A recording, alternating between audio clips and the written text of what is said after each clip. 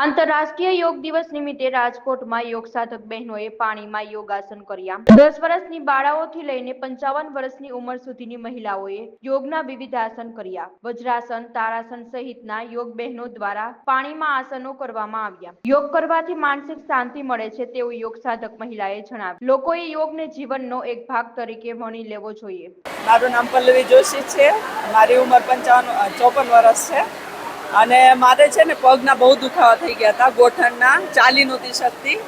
પછી 2018માં મેં જોઈન કર્યું, પછી ધીરે ધીરે ઓલું થવા માંડ્યું। અત્યારે જો સ્વિમિંગ બેસ્ટ ઉપાય છે કે પગના દુખાવા કે પીઠના કે ગમે એ દુખાવા હોય ને તો સ્વિમિંગ બેસ્ટ છે। તો એનાથી સારું માટે અત્યારે હું દોડી શકું છું।